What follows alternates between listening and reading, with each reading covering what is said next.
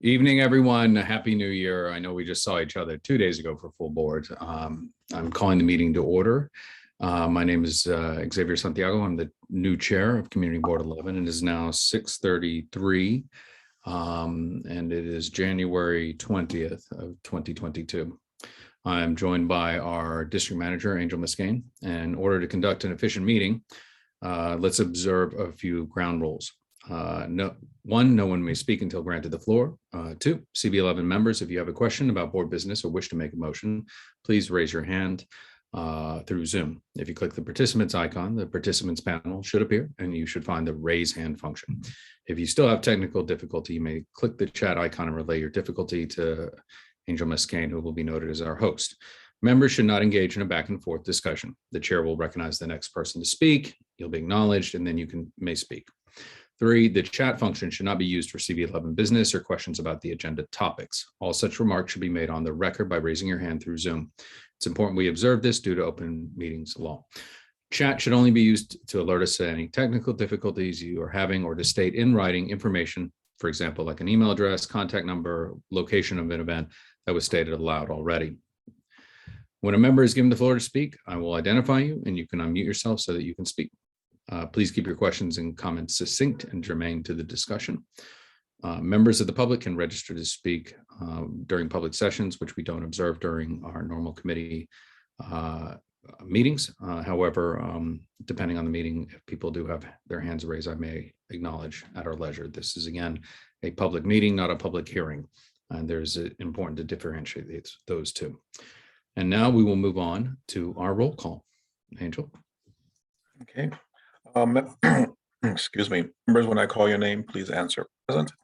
Jose Altamirano. Adem Brija. Present. Jessica Elliott. Elsie Encarnacion. Present. David Giordano. Present. Marissa Mack. Present. Xavier Santiago. Present. Jason Villanueva. Present. Nye Whitaker. Present. John Green. Here. Michelle Wilcher Clement. Present. Giselle Malave. Present. Miguel Pava. Present. You have quorum. Wonderful. Thank you so much, Angel. The agenda for tonight's meeting was distributed ahead of time by the board office and was posted online. If there are no objections, we will adopt the agenda as stated. Board members, if you object to adopting the agenda, you may raise your hand through Zoom. Seeing no objections, the agenda for tonight's meeting is adopted. We have not received committee minutes from December, so there will not be an adoption of committee minutes at this time. We are waiting for those from NILSA. Announcements. We have the next meeting of this committee is scheduled for February 17th, 2022. The other announcement I have for this committee is that tomorrow at 10 a.m. on, I think it's 175 East 125th Street, right at the corner of 3rd Avenue, we will be holding a vigil for Yao Pan Ma, the gentleman who was brutally beaten and was hospitalized and unfortunately lost his life. We will be honoring his life and attended by local elected officials in memory and raising awareness against hate crimes in this community and throughout the entirety of our city. For those who wish to attend, it will start at 10 a.m. I want to give a little shout out to one of our board members, Eva Chan, for helping us organize this. Are there any other announcements? Please raise your hand.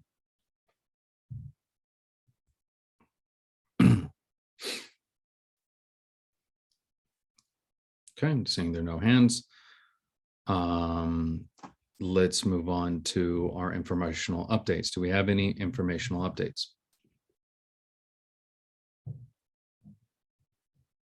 Okay. Angel, do you have any? Oh, no, I was just going to say I have none. Okay, great, wonderful. And if I could ask before we move on to presentations and discussions, if you'd be so kind as to turn on your screens just so we can say hi. I don't care if you then go off for a bit. But I'm just driving, Xavier. I'll turn it on. you're after. driving. Well, you're different unless you're driving. I just want to say hi to everyone, and it's good to see everyone. We normally be in a room on the long table at our office, and be able to actually acknowledge and see one another. And I think just even if we start the meeting and then revert to a conference call setup, where we just go off camera, I completely understand. It's exhausting to the eyes and to the mind to have to visually be this close to the screen, but it's good to see everyone. Wonderful. Holding out for a couple more. Marissa, Nye, Jason. Okay. Somewhere in there. You'll pop on. Wonderful. Let's move on to our presentations and discussions. We have an informational presentation regarding the application for DOT's revocable consents for flood mitigation system for new construction at 1998 Second Avenue. And forgive me, Lee, if I mispronounce, but Lee Ping Kwong, Vidara Singh, because I welcome you. And I will now pass the baton, so you may present. Great. Thank you, Javier. I mispronounced your name. Is it Xavier? Javier, Javier, but not hey you a-hole. That's the way I go with it. So, little laugh. Okay, so the floor is yours, please. Okay, so I'll share the screen and I'll present a little bit about the project. This is a new mixed-use market rate development by Bolivar Development, and Nicole Anderson from Bolivar is also on the Zoom if you have any general project questions. It's on 2nd Avenue between East 103rd and East 102nd. It's across from the George Washington houses and across from that cluster of schools.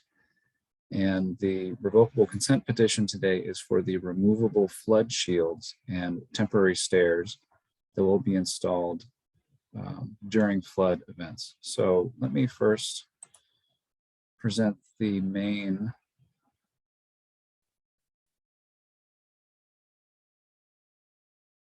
just a second. Okay. Let me first present the main drawing set. So here's the project. It's quite tall because it's a merged zoning lot with the building next door, Hampton Court, I believe.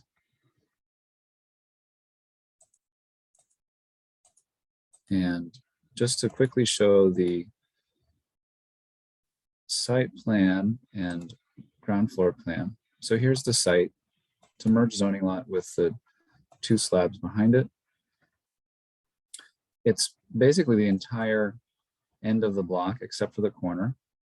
This parcel here is the HPD Las Raices project, which is probably also on one of your agendas at some point.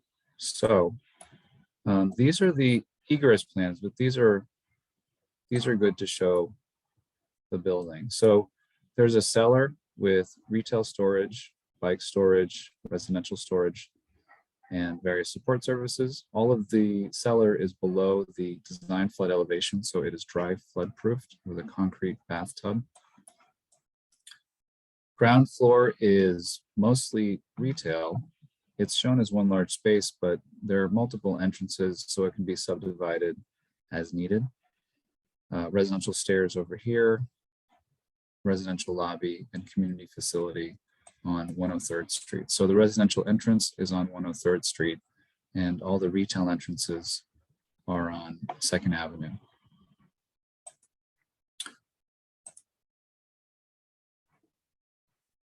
So you've seen revocable consent applications before, maybe not for removable flood barriers, but the exact language that we'll need on approval, if you do choose to approve it, is permanent structure foundation and brackets below grade for flood mitigation system along both East 103rd Street and along 2nd Avenue at 1998 2nd Avenue, New York, New York, 10029 at the non-residential entrances of a new mixed-use building in the AE12 flood zone. So if you're familiar with flood zones, AE12 means that there's an expected design flood depth of 12 feet. So site, the cyan is the AE12 zone. The black is the shaded X zone, which is not as bad. So you'll see that the site kind of slopes. But in the AE12 zone, when you add the 1 foot of freeboard required under current building code, the design flood elevation is 13 feet. So all of the flood shields around the building are designed to a height of 13 feet. These numbers in red are the survey elevations at the sidewalk. So you can see over here at 12.34, the design flood depth is less than a foot. At this corner, the design flood depth, is 2.5 feet, 13 minus 10.5. And up here by the residential entrance, it's only about 1.5 feet. So the flood depths on this project are not terrible.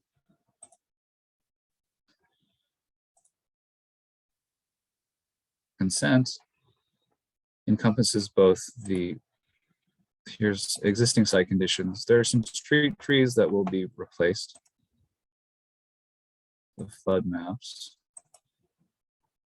So the revocable consent is for both the flood shields that form these barriers around the retail entrances. Where's it good? Sorry, let me find it good. Here we go. So we have these flood barriers. They're fiberglass flood barriers. So you're probably familiar with this sort of stacking aluminum logs. These are one-piece black fiberglass, so there are fewer seams. And they get set up in this U configuration around each retail entrance.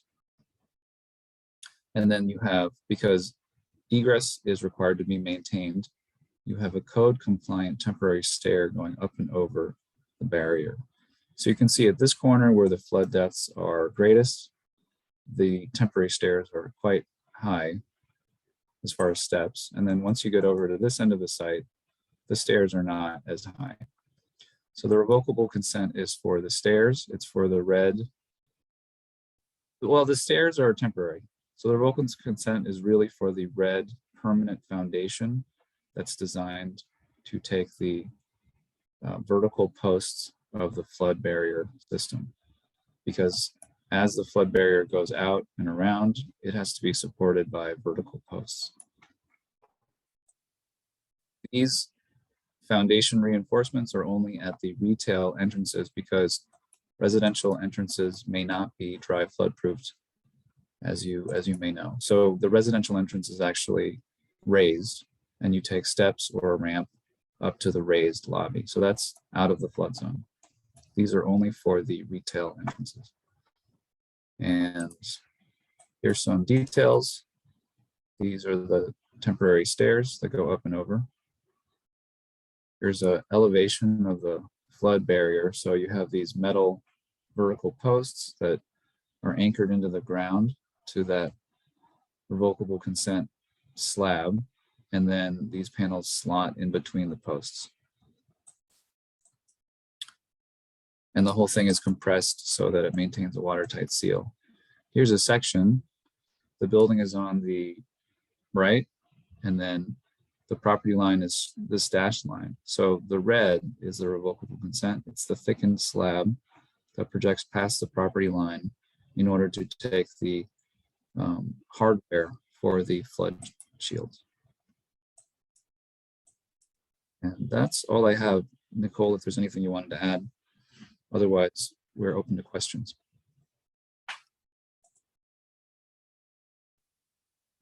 Okay, thank you very much for the presentation. I will open it up to questions from our committee members. Please raise your hands.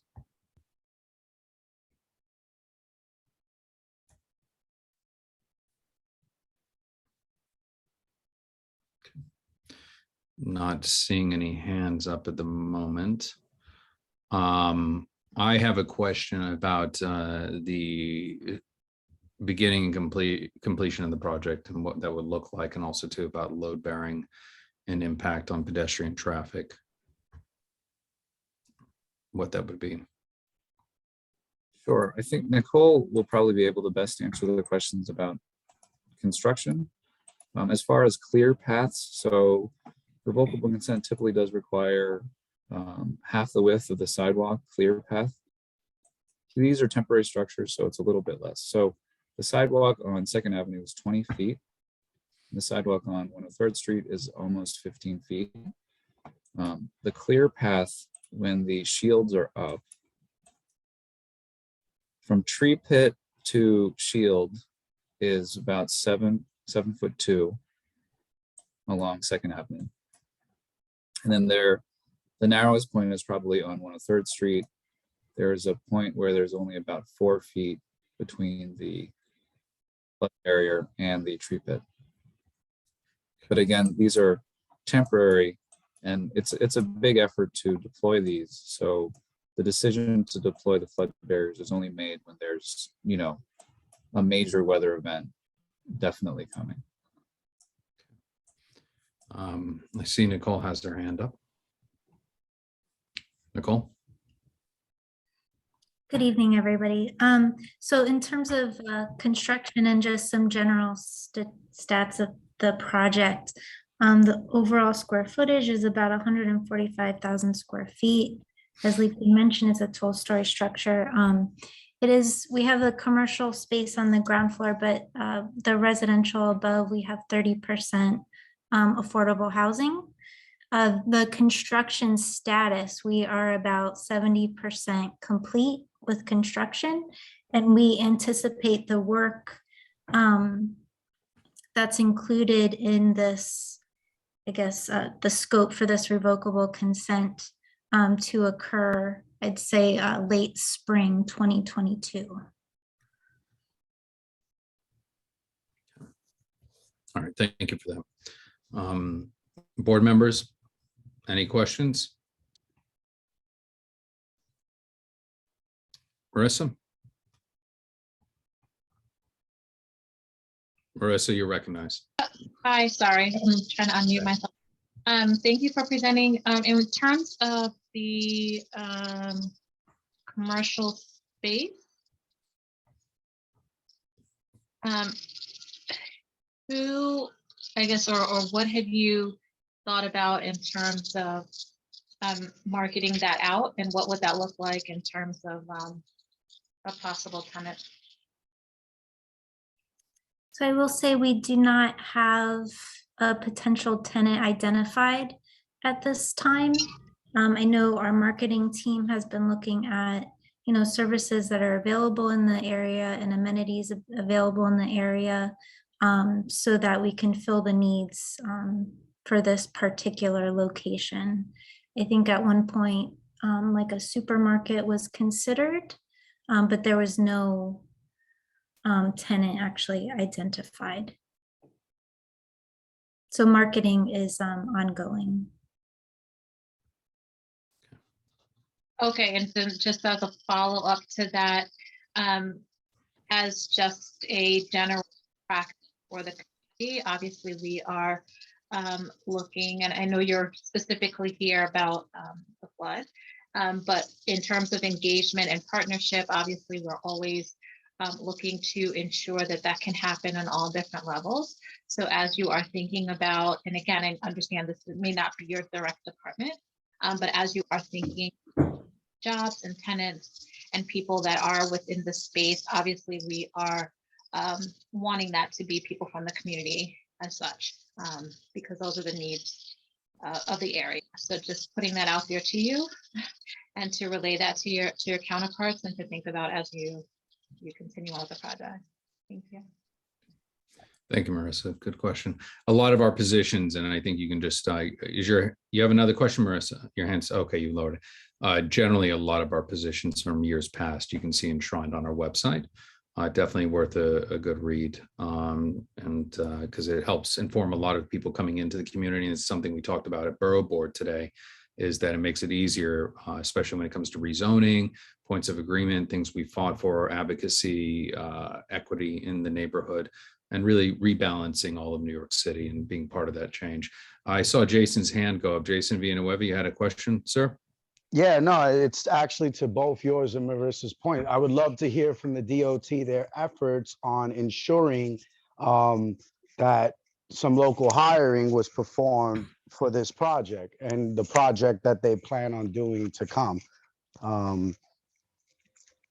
In particular, like hiring actual workers from our district to place them on their projects.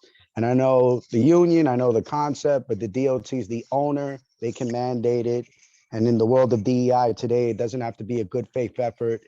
You can make it a minority requirement. Thank you, Jason, for raising that. It's great, and continuing our advocacy and equity and employment. I love it. Okay, one thing I would recommend is that if you could come back to our housing committee meeting. We have one in February and March. I think it'd be great, especially dealing with the affordable housing component. Since you said 70% through construction, correct? Correct. Okay, wonderful. That I think it would be great to come to our housing committee and have a presentation to that effect. John Green, who's on camera, he is our housing chair.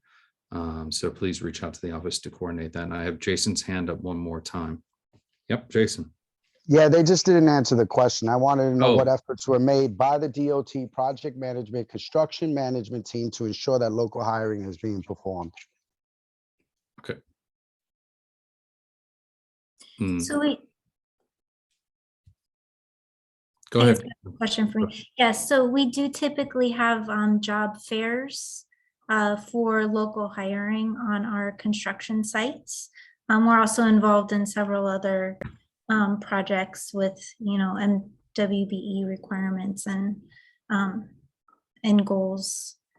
Perhaps on the housing committee call, I can provide specific details regarding our outreach. But we have held like job fairs. I just don't have the dates and specifics. Would it be possible, as a follow-up to that question, to when you're having job fairs occur, when developing in our community, and again, not to go on a sidetrack, but I think it's great if you can put a pin in it, that whenever we're developing our future developments coming into this neighborhood, that we just come and present to or send the information to our office, and even make that extra extension to economic development and culture, because that's another way to get outreach. And as you see, we have a lot of members who very much care about this. Okay, great. Thank you.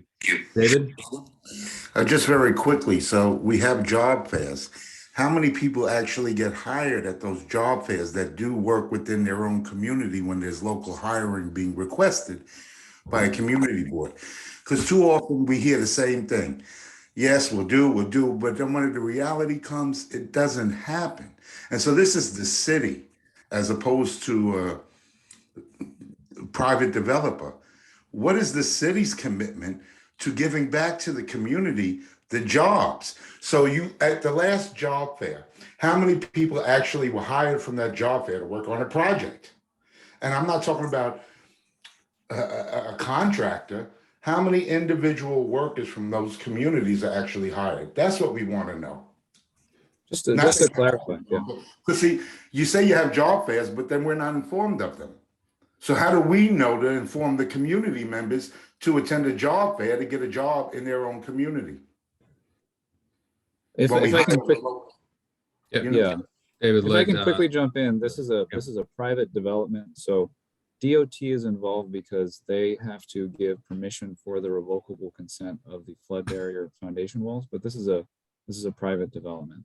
The Okay, DOT, yeah. Where's the commitment from this private developer that you're coming into this community and that you're going to use the local hiring workforce? We're at a point where we really have to almost require that you hire 25, 30% of people in this community. Thank you, David. I think we should have a conversation. And again, I thank DOT for being here, and we should have a follow-up conversation with the developer as well. And I would appreciate DOT's assistance that anytime a subject like this comes up and they know they're going to have to go down the pike for revocable consent or other such requirements as our city demands, that they have checked in with us. I think that will ensure a better and more seamless engagement with the community and making sure that we're actually elevating our people. You know what, Xavier, and please forgive me, it's past negotiation and engagement. Where's the outcome? The outcome. You're coming here, you're going to make a lot of money, you're building a building, DOT's involved, so the city's involved as well, and the city has certain local hiring, right? So why doesn't it happen? And maybe before I continue to give my consent or support on projects, I think we really need a commitment from developers. So I'm going to Angel, if you're there, given the affordable housing component, did they at any point, to your recollection, did this developer present to the community board? Was it required by ULURP at all? No, this is a private as of right development. They were not required to come to the community. Okay, thank you.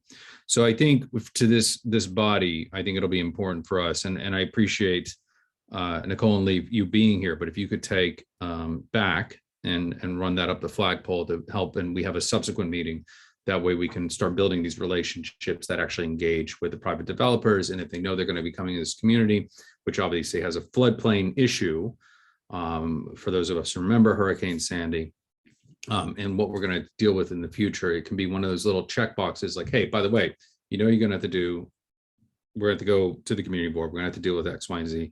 It will be fruitful for us to do that engagement. I think that's a better way to go about it, and in making sure that, because they're going to have to come to you and engage, and then you can say, have you done these things? And then it can start changing the culture of engagement, if you will. David, I see your hand back up. Is that an old hand? Old hand, sorry. Yeah, that's okay. No, but I appreciate everyone's passion on this. I appreciate the presentation. I think we're all in agreement about this, but it's incumbent upon both this board and also engaging our partners at the other city agencies. And I look forward to having a chat and having you come to our housing committee meeting with this particular project. I have one hand up with Elsie.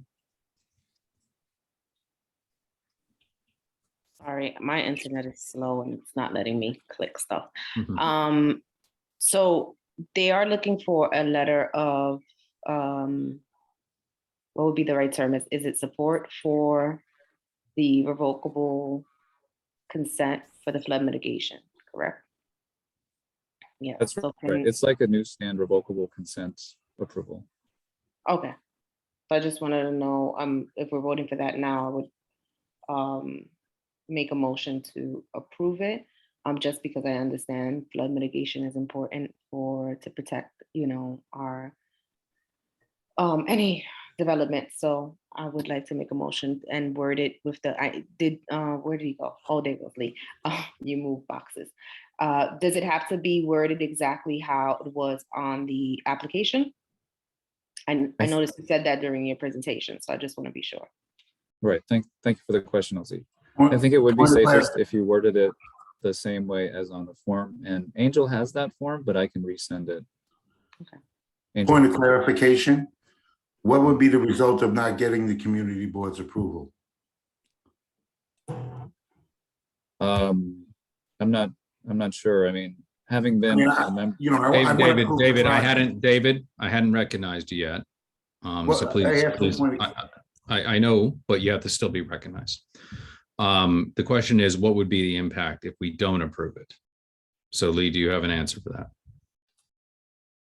Well, having been a member of CB11, CB7, this is CB11. I was on CB7 for a number of years, and you know, we were an advisory body for revocable consent. I think DOT does defer to the CB because you know applicants would not show up.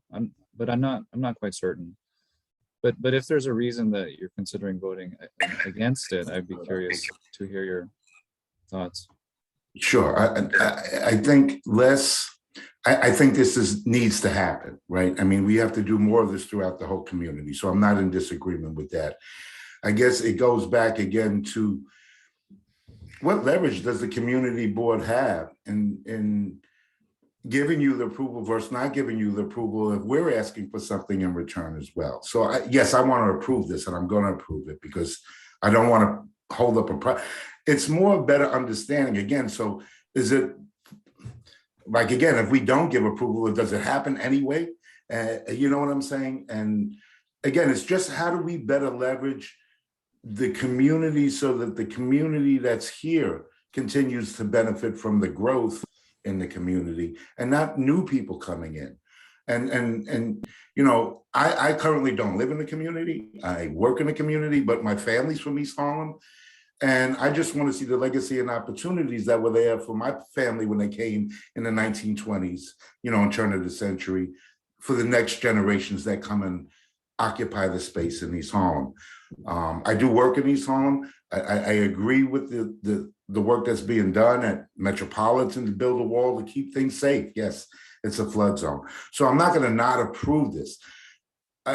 You know, it's really the system where we go through this process with every developer coming in, and you know, it could have been somebody else from another committee that raised this. Is just me right now.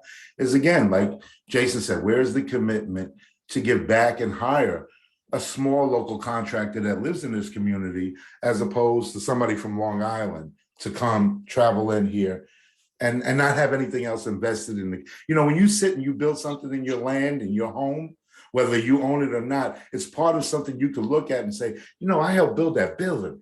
It's a good feeling when I walk down the block. So David, I'm sorry to interrupt, but you're raising issues that actually it's very important. And I think that's going to fall into our next section of presentations, discussions, which is our goals and accomplishments and our goals for this coming year. And it's something I'm going to raise.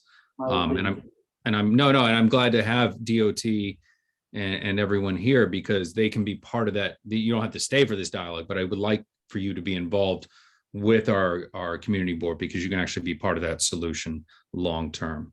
So just a point of clarification. I do not work for DOT. Sorry, I should have introduced myself at the beginning.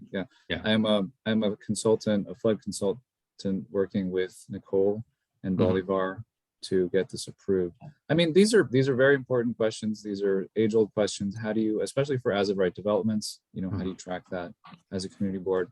I know the DOB is supposed to give you a list of all new buildings and major alterations, right, every week. So if you just have to check that list and contact the developers, I think that's the process. Yep. Thank you. And in that, David and I we'll carry on part of that conversation in the next segment. But I think, again, it's 70% done. Most of this is done and dusted, but I think it's a great starter for our conversation in the next section. And I believe Elsie had her hand raised and had made a motion, but needs to clarify it. Elsie, do you mind? Yeah, it was just a motion to support the, however it was worded, exactly as it's worded on the application for the revocable. Sorry. Can you share your screen that Yes, please. Bring that back up, please. Into the record. Okay. Yep. So there you go, Elsie. Yes, for the permanent structure foundation, is that what I'm reading? In brackets, below grade for flood mitigation system along both East 103rd Street and along 2nd Avenue at 1998 2nd Avenue. The non-residential entrances of the new mixed-use building in the AE 12 flood zone. Thank you. Do we have a second? Michelle Wiltshire Clement, you're recognized. I would like to be a second for the petition as it was stated by Elsie. Okay, we have a motion by Elsie Encarnacion, a second by Michelle Wiltshire Clement to support the revocable consent of the permanent structure foundation brackets below grade for flood mitigation system along both East 103rd Street and along 2nd Avenue and 1998 2nd Avenue, New York 10029 at the non-residential entrances of a new mixed-use building in the AE 12 flood zone. Angel, please call the roll. Jose Altamirano. Adem Brija. Yes. Jessica Elliott. Elsie Encarnacion. Yes. David Giordano. Yes. Marissa Mack. Yes. Xavier Santiago. Yes. Jason Villanueva. Nye Whitaker. Yes. Thank you, Jason. Nye Whitaker. John Green. Aye. Michelle Wilcher Clement, Yes. Giselle Malave, Yes. Miguel Pava. Motion carries. Thank you very much. Thank you for your presentation, for being here. And Lee, since you served on CB7, thank you for your service at that time. It would be great if you would be part in any of the lessons you've learned to come and have that discussion with us at any point in time. We'd welcome it in building a better community. I think you know the challenges, and especially it comes with private as of right development. We have been oftentimes hitting our head against the brick wall. And I think any lessons and insights you've seen in CB7 would be helpful. And again, it's about us raising it up. And thank you, Nicole, for being here as well. Please send, I'll drop my email in the chat as we move along. And thank you for your time. Thank you, board members. Thank you, Chair. All right. Thank you all.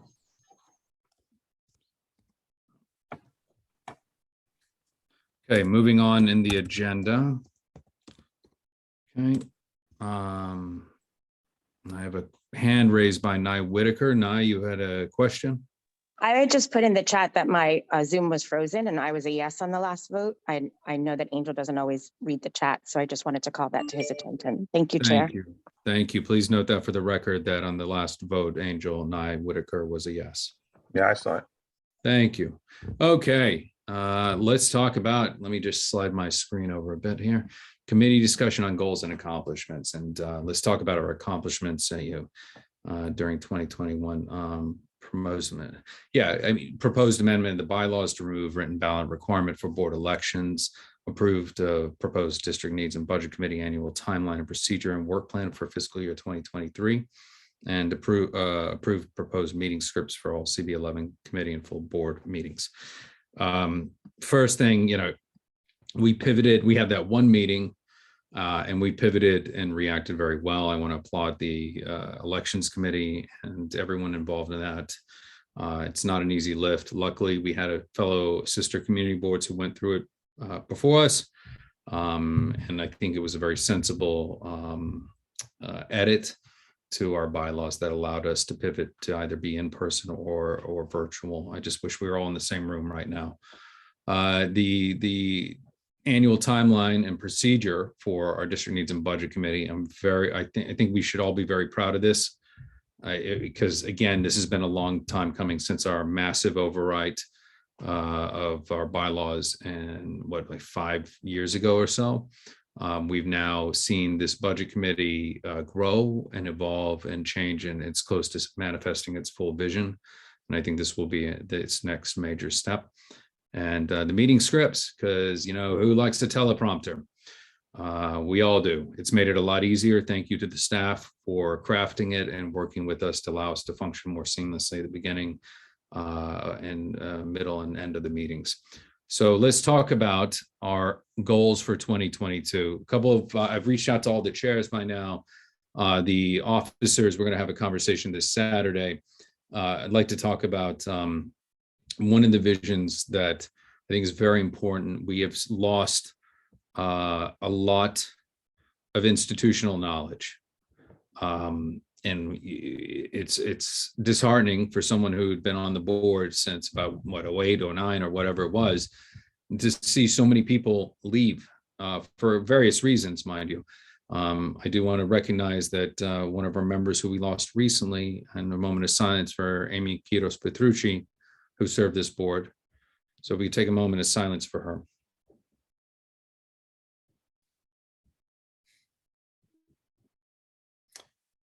Okay.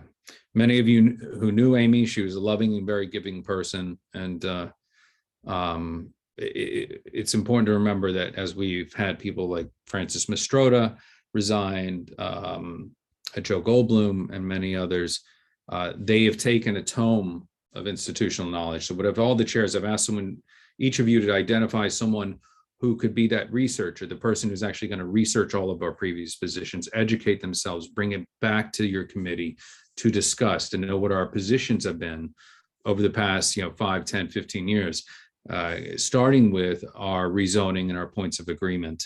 That's a good a good milestone that we hit, and to see where we are, and that will help lead us forward into our work in the future and help us make more informed decisions. But with that, I'd love to hear this body's thoughts on what our goals should be for this coming year. And then we can begin the dialogue from there. And I think David raised a good point at the very, I like all these hands, raised a good point. But one of the things is about outreach and follow through. Those are two things that we could all have room for improvement. We're the leadership of the board. And I think it's important for us to have that outreach and then to follow through. And but I saw them come up, Nye, John, and Marissa. So I'm going to go from there. Nye? Can you guys hear me? Mm-hmm. Okay. Really quickly, I just wanted to follow up on what David said about systematizing what our requests are and being very strategic in how we follow up with those requests. So for example, if there's a mandate or a memo of agreement regarding Nye?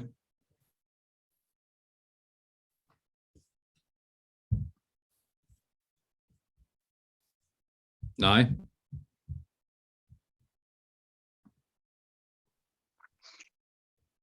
Are you there, Nye? We can't hear you.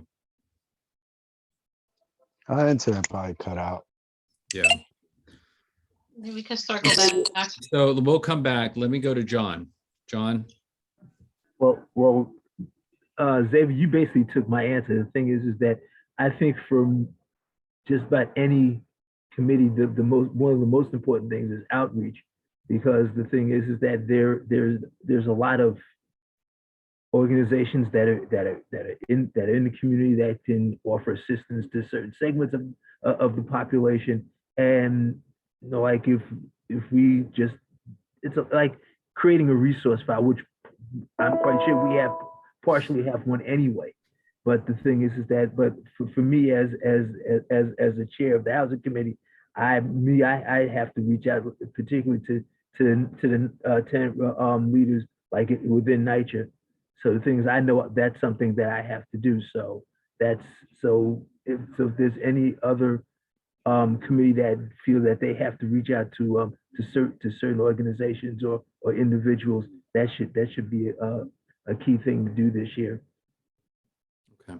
Okay, thank you, John. And I think that outreach will then dovetail nicely with our follow through on our commitments. And I think that, and I appreciate you being a good partner with that and connecting you to all the TAs that I've gotten to know over the years. So I think that's something that we can continue to do as well as with our affordable housing. Okay, let's see, Marissa Mack.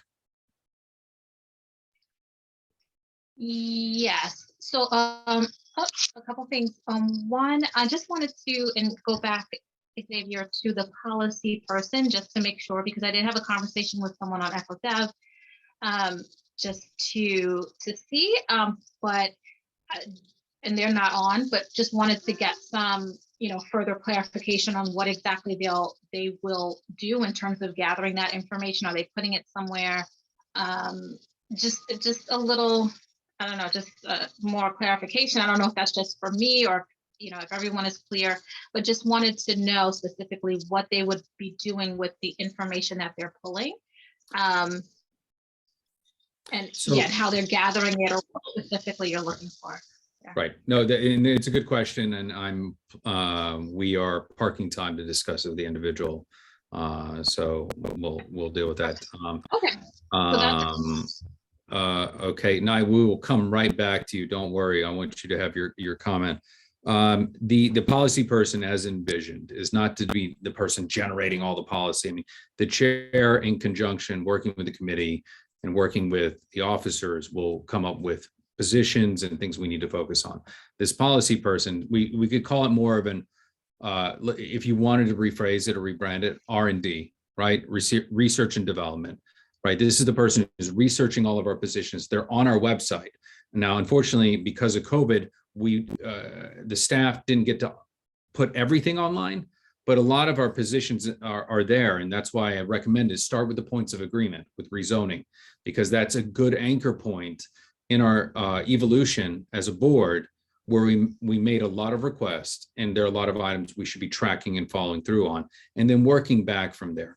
And the reason, the genesis behind this is because, one, we lost institutional knowledge. That's one. But two, I had a new board member say, what does a board member make a difference in? What do we do? And I thought about it, like, wow, when you've been in the mix for so long, you see the difference you're making. And I went back to Sendero Verde. That's a prime example of 11 meetings with land use. So it's 11 or however many it is, Angel, I forget, you and I've discussed it, but that's how we got such an increased amount of affordable housing, and people were playing ball. Electeds were playing ball. Another major milestone is Costco. Look at Costco. We fought to get that there. Then we fought for them to accept EBT, okay, to accept SNAP, all of that. That pilot program was here in New York. We fought for that. And now it's a nationwide program. So yes, but when I explained this to the board member, who I'm not going to disclose right now, but the person was just dumbfounded at the sense of like, wow, we really can make a difference. So it's what we choose to do with it. But if you're not informed, you don't have that knowledge base, and therefore, what do you know? You don't know what to say when you're in the room.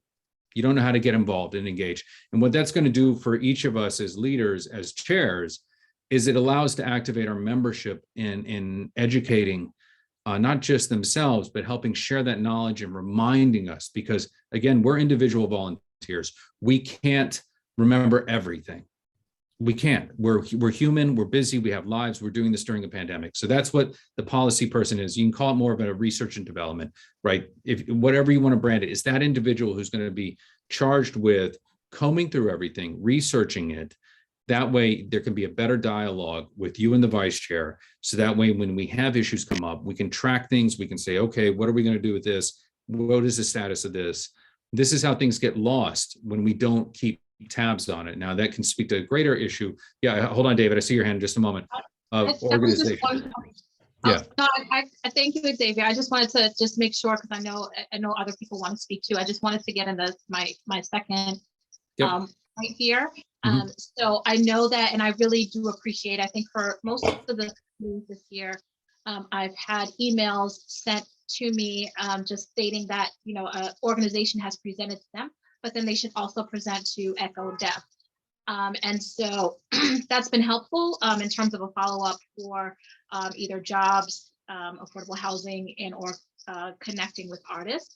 And so one thing, and I have shared this with a couple of chairs, but one thing that I would love for the board to do overall, not necessarily a goal per se, but I did create a Google document to track the people that have presented, to see, okay, do we need to now follow up with these organizations on the things that we said that we were going to do, right? And so that's helpful for the reason that you spoke to, right, in terms of the follow-up, and in terms of, circling back with individuals.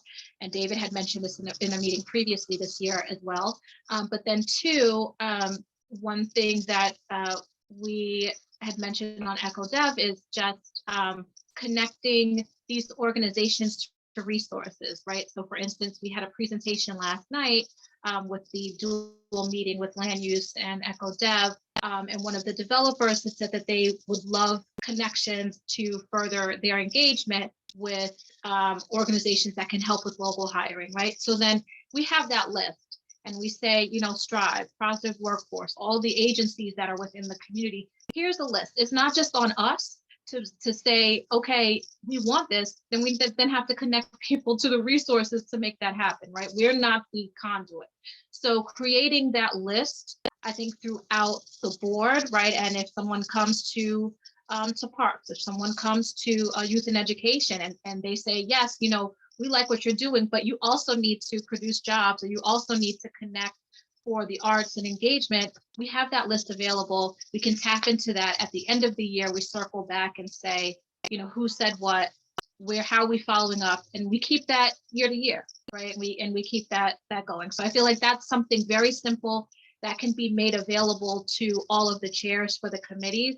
And it doesn't have to be too deep. You put in the name, the contact, and then, you know, it's a point of reference. So I just wanted to make that note there. That's something that's really easy that can be done, but that can be very helpful in regards to institutional knowledge, and then also circling back with people that present to our community. That's it. Thank you so much. Thank you. So, And Xavier. hold on, David. I'm gonna get you. I just want to respond. I know I'd asked you to send me across this document you had created, and I never got it. It wasn't attached. Please send it to me, and then we can, whatever makes functionality and posterity's sake work better is great. I know we have, if you go on our website, and there are loads of resources, but any way we can improve that and that this can play a part, I would love to see that happen. So yeah, definitely. So David, real quick, and then I'm going to come back to you, Nye. Yeah, I just want to like tap onto that because I think, you know, this is some of the work that Jessica said, let's start doing, right? When people come. Yep. Right. And, you know, again, we have a presentation form. Let's reshape that so it works into what Jessica and Malik have been working on. And then I think, you know, that's what I was saying. Maybe we start using our, you know, the tracking form, because we have on there some of our positions and needs. But I think what Marissa said is even better, is create a Google document where not just the chairs, but all the board members can go and reference and see how many times Sport Time USA has come and what was the resolutions, and go back, you know, or what was the outcomes, you know, not a long thing, but a little spreadsheet. What committee you came to, what was the ask, outcomes, letter of support, what was community board asked, and that's it. And then we have a reference every time, because I think one of the highlights Youth and Education has done has been following up on these different things and going back. And we've really done that more with the support of the board. So I just want to say this, Xavier, and then I'll shut up. When we lost the institutional, you know, knowledge, we also lost a lot of good institutional staff in the board office in the last couple of years that have helped us move processes along. I mean, you know, Marlene and you know, Mia and Carly have helped us all with, you know, including Angel in your leadership. But I think, you know, if we can get a team to work together to make sure we always have this ask. When you come present to us, tell us how you're going to address 33%, or as Malik indicated to me, 50% hiring. So I think we need to be better prepared as we move forward. And I'm not criticizing, and this could be tied into our bylaws as well. Thanks. I'll wait to talk about my own stuff.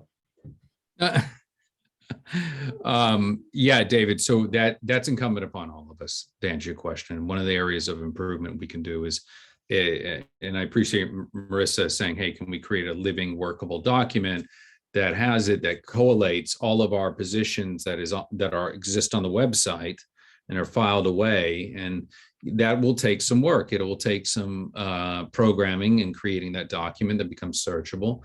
But once it's built, it's something that can live beyond our service here. So I'm very supportive of measures such as that helps our incoming members get onboarded. But in the meantime, the purpose of this individual or individuals, depending on what your committee chooses to, you as leaders choose to do, is to actually assign someone to start doing the reading, doing the researching, talking about it, having conversations with you as chairs, as officers, and getting up to speed on these issues. In case in point, David, with the Children's Aid Society, people coming on to Youth and Education, getting them up to speed. I mean, we lived it, we went through it, and you've seen firsthand, and you're behind the curtain, you know what's going on.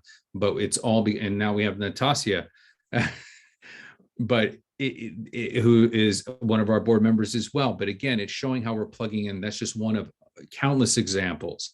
And if we can get, and that will help activate your membership and getting engaged and getting purchased. The second thing, thank you, Marissa.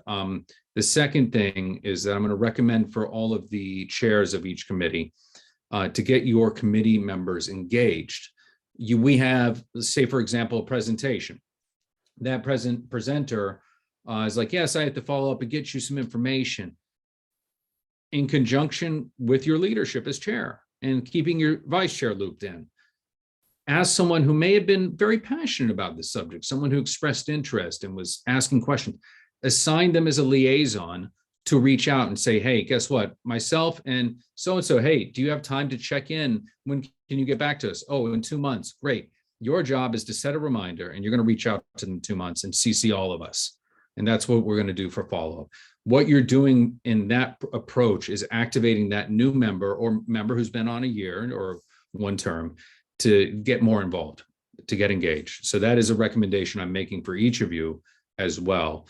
And in that way, we're going to start activating our membership and create that natural curiosity, that natural thirst and drive, which is why they joined in the first place. But then we're showing them through our own action and engagement how they can feel more involved and valued.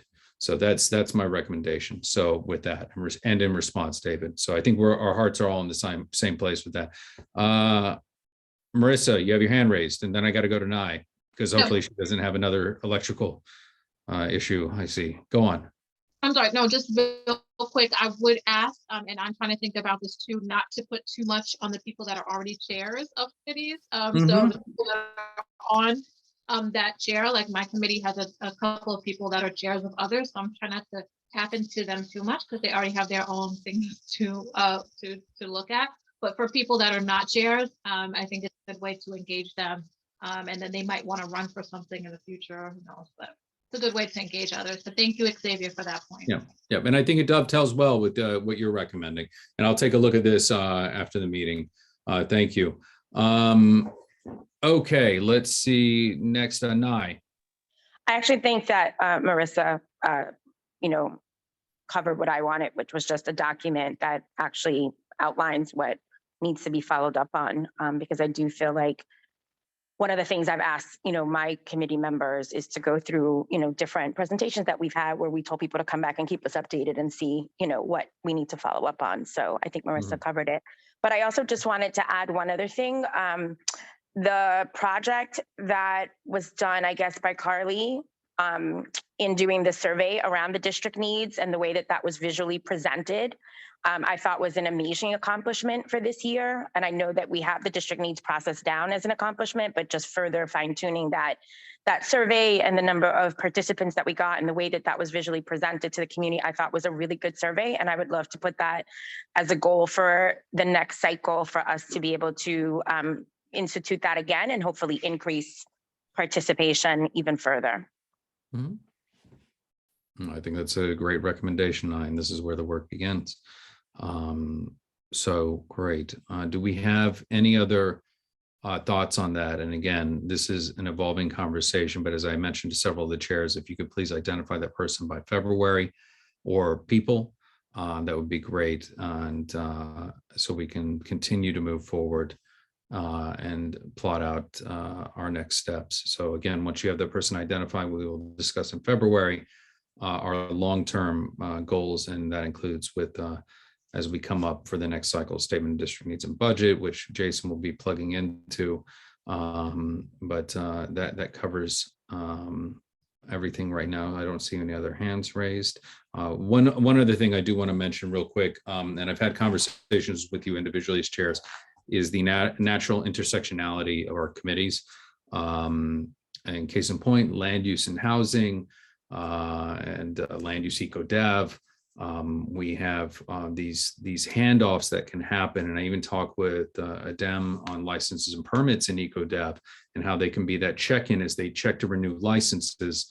And even though they don't have to come to present if there are no 311s, it's a good way to reconnect and say, hey, how is everything going?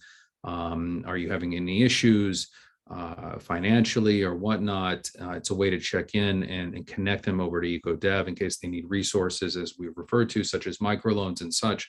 So again, I'd ask this membership to look at that intersectionality and those natural connections and how they can we can further that and engaging with the community. And I'd also ask for you to look with your membership on your committee of where they reside and see where they are naturally checking in. And because as part of our remit, when we are selected as board members, it's because we have a natural role as leaders within our community. We're known, we represent, we care, we have that interest.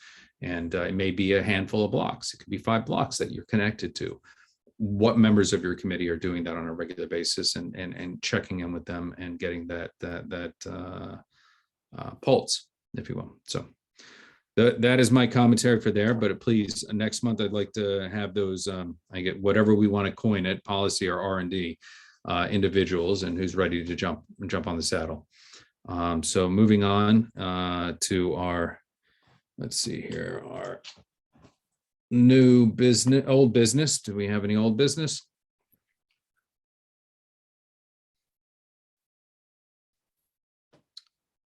Okay, we have new business. We have CCC ADI request for letter of support regarding New York State Council on the Arts application. Angel, do we know if Melody Capote is here or not? I don't see her. No, she's not here. Okay, do you care to speak on this? Sure.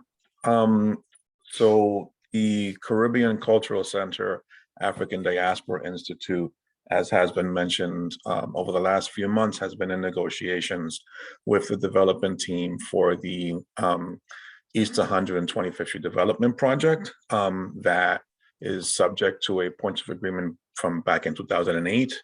And in that points of agreement, the community called for a significant portion of a significant amount of square footage to be dedicated for cultural use.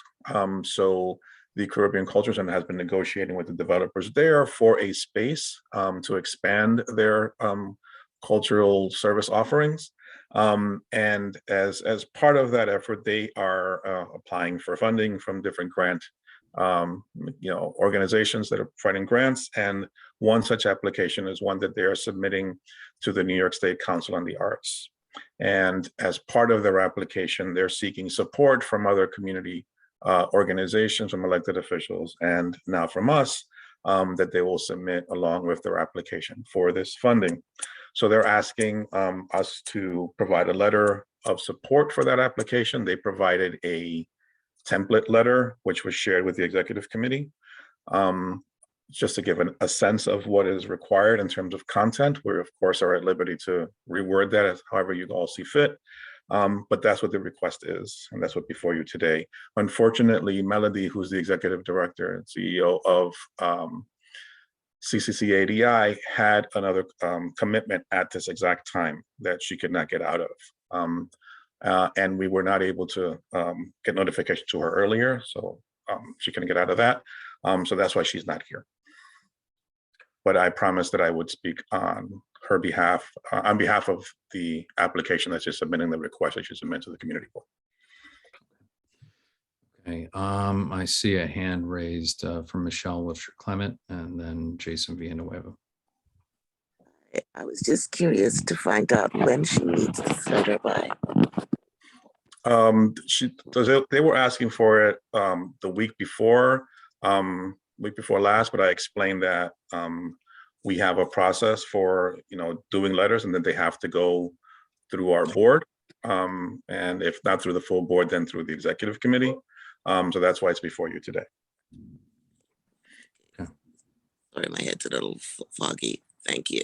Yeah, I think it's kind of like as soon as possible kind of situation, so they can get it in. Thank you, Jason.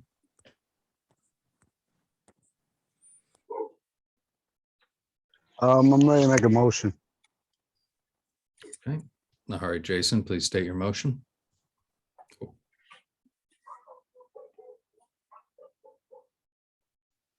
Motion to issue a letter of support. Okay. John, or is that for a second or to? For a second. Okay. You recognize second, please call the roll. Sure, one sec. Excuse me. Committee members, when I call your name, please respond yes or no or abstain. Jose Altamirano. Adem Brija. Yes. Jessica Elliott. Elsie Encarnacion. Yes. David Giordano.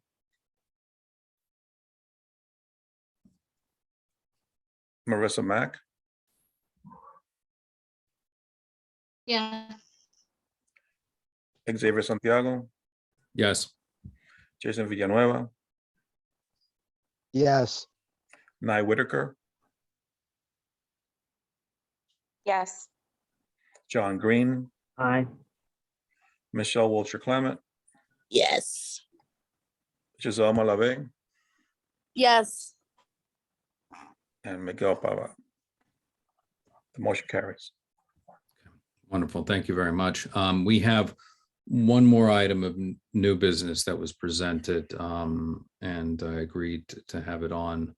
Marissa, are you there?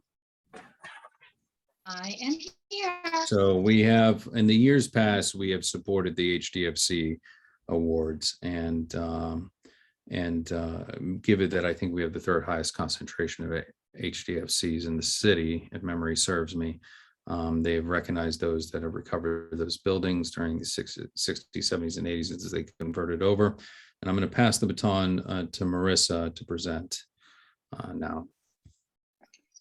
So good evening, board. I wanted to just ask for the board's support in a ceremony that they've supported for the past 2 years. We actually did not do it last year, but it's the Hdfc Awards ceremony that takes place to recognize board members throughout the Harlem area. So all boards, that being 9, 10, 11, and 12, participate in this award ceremony. And it's to recognize members for the work that they do in low to moderate income areas, to support their buildings, much like the community boards. Co-op, HDFC co-op boards are not paid, but these are individuals that are maintaining sustainability within our community. A lot of their time is put into running these buildings to make sure that they remain affordable and that they remain up to code, and obviously remain in sync with the running of the neighborhood. So wanted to ask for the committee's support in that. In previous years, the board has supported in regards to the actual awards. So each board contributes something. CB10 did or supported food for the event for the past couple of years. CB9 has helped in regards to the actual location of the award ceremony, which was virtual 2 years ago, and then the year before that was at Harlem CDC in the state office building. And so the ask of the committee or ask of the board would be to support the physical awards, which would be up to at max $300. We do have, and I don't know why it wasn't accessible on the web, but I know we do have the request form, the sponsorship request form. I wasn't able to access it. I think also too, that's something we could look to turn into a Google form as opposed to a, I think it's a PDF file right now, but I wasn't able to access that document. So just asking for the, Angel, did you want to speak to the? Yeah, form? no, I was just going to say that document is on the website. It's on the executive committee page. Right, no, I went there, I wasn't able to pull it out, but for whatever, so I don't know if there's, I'm happy to fill out the form. I just wasn't able to extract it from the executive page and that link. So that's the, that's that. Okay, do any of our board members have any questions?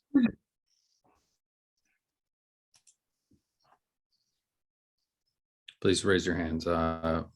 Michelle and then David. It sounds like a great opportunity.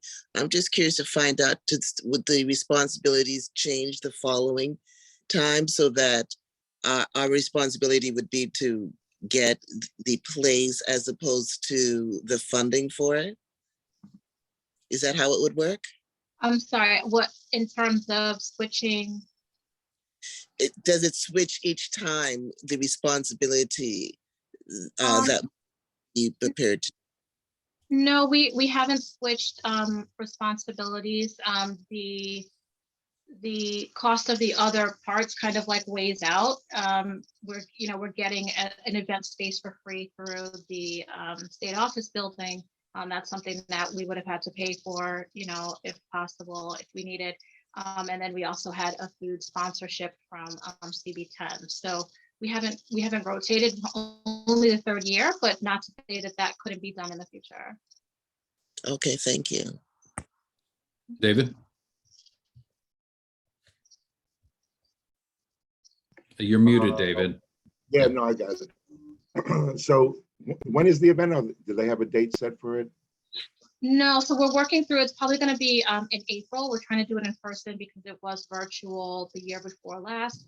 And also too, I did not mention that there's a full number of, so it's usually 2 awards from each board that are recognized. So there's a recognition from each of the areas, so it's not just all on one side of the town. Yeah, that tied into the second thing. I mean, I think, Okay. you know, with some of the people that kind of left the board in the last few years, we do have some people I think that could be recognized and honored. You know, it's always nice to honor people while they can walk up there and get the honor, as opposed to other times. And if it's a date that works, I'll be willing to play the music and provide the sound. So Perfect. that's worth a Perfect. couple hundred. No. Exactly, right. There you go. You It know, is so more I'd than be that, willing to David. do that. I've heard your music. It's more than that, I But got music for every soul. We can do that. okay, no problem. But yeah, we are looking to have this in person again because it was virtual the year before last. And if we do, it would be at the state office building. So Curtis Archer, who is a part of Harlem CDC, is also a sponsor for the event. Okay. Let me know any way I can. Thank you, David. Nye? I was just going to make a motion to support. So, Okay. All right. If there are no other questions or discussion, David, is that an old hand? It was, but I just want to raise one other issue real quick, and it's just to put it on, I guess, the official record here. And I asked Nye, and I'm sorry I haven't reached back out to Nye. I got sick. She went away, and we kind of missed each other. But you know, I've been learning that through different sources that Metropolitan Hospital has planned or is planning to or is going to reduce and cut the psychiatric beds for youth that would come from East Harlem, you know, or kids, any youth. And for instance, I think it was about 2 weeks ago, and this is after me and I spoke, so I haven't, you know, informed it, that there were 2 kids waiting, East Harlem kids waiting to be transferred to Brooklyn. And, you know, when we talk about Brooklyn, we're talking about Woodhull Hospital or Kings County as city hospitals you would transfer. It's challenging enough for people to get to visit people in a psychiatric ward or youth in your own neighborhood, but then to have it travel through this time to another borough. And, you know, I think it's something we need to explore further. I know Nye was going to look into what she can with that, so I haven't spoken. And so I don't know, you have any information, Nye, or we'll speak tomorrow? I do have an update if you. But I'm concerned. Yeah, what I would love to do, we have a new business item. And we can approach this other new business item right after. Let's finish this letter of support. And then I think we can then segue into that. So Nye was gonna, had made a motion or is in the process of making a motion for a letter of support. And what monetary amount, you know, because we don't have that request form in, but you said at max 300, but are willing to accept whatever. So I need that specificity in the motion. So, yes. I would like to make a motion to support this, to continue, I would say, our support of this important event. And I, you know, don't want to speak for the treasurer but with the budget of 300 or is determined by the treasurer is allowable. How much did we get before? Sorry. We supported, it was like 319 or something of that nature for the award. So. Okay. We have a motion on the floor, and I'm just going to defer to Angel and Jason for 2 seconds with the fiduciary aspect. I'm sorry. Okay. Jason or Angel?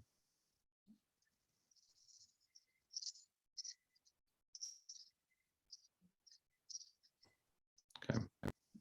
So at this point in time, not seeing any objection to the 300, I guess, is what you said was no more. Is there? Davey, I'm sorry about that. I was having a little trouble unmuting. I was trying to answer. Okay. I believe their ask last year was 300. I think we should be able to do that. Okay, thank you. So that's with the addition of the 300 support as well as supporting. Do we have a second? I see Michelle's hand up. Yes, I would like to second the $300 for the event, for the continuing event. Okay. Please call the roll. Jose Altamirano, Adem Brija, Yes. Jessica Elliott, Elsie Encarnacion, Yes. David Giordano, Yes. Marissa Mack, Yes. I think since Yeah. you're affiliated, you should be I'm present. sorry.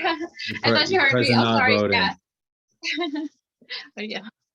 I was just clarifying, Marissa, since you're affiliated with the event, you should be present, not vote. Okay. Yeah. Okay. Xavier, Yes. Jason Villanueva, Yes. Nye Whitaker, Yes. John Green, Aye. Michelle Wilcher Clement, Yes. Giselle Malave, Yes. Miguel Pava.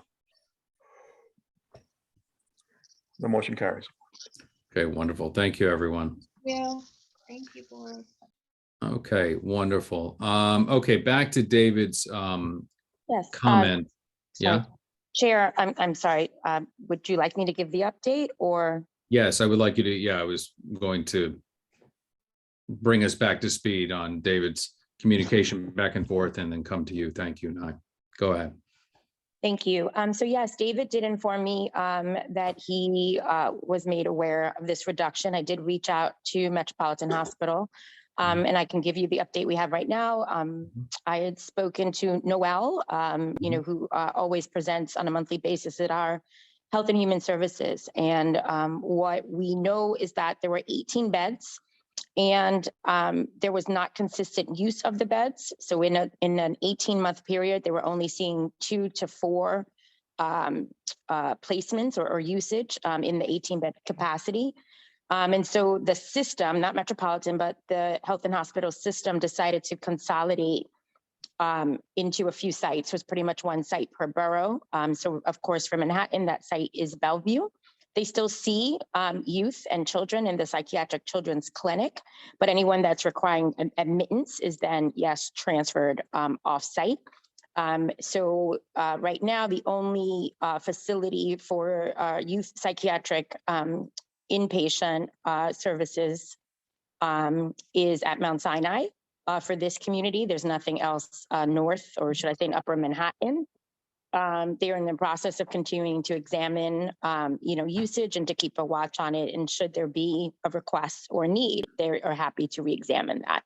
That's the update that I have right now. And we've asked Metropolitan to come and talk to us more about this, or the system. Actually, we've asked Metropolitan to identify someone from the health system of New York Health and Hospitals, because we do know that there's been a lot of conversations about youth and their mental health as it relates to COVID. And so we did want to have a sense of what they're seeing. And so we've invited them to come and we're waiting to hear back as to when they can identify a speaker from their system to come and give us an update. Okay. All right. Thank you, Nye. I think it's important and David, thank you for raising it and then But communicating. you know what, Xavier, I think what Nye said was very important. I think we should ask for the time frame that they did they base time frame on when people were in COVID and told to stay home and not going to the hospital for the mental health services and psychiatry, you know, so if we're basing it during that period of time, and like, again, what I had heard was Bellevue fills up, you know where you go to the next open psychiatric bed, right? So how are you talking about one hospital per borough with 8 million people in a city that we know of? And the other 2 or 3 million we don't know of. I mean, So David, I would say it's a good question. Nye, was that clarified to you at all? No, the time frame of which they use For the analysis? was Okay. not clarified for the analysis, which is why I asked for someone from the system, you know, in that particular unit or in that, you know, particular area of expertise to come and present to us and give us an update.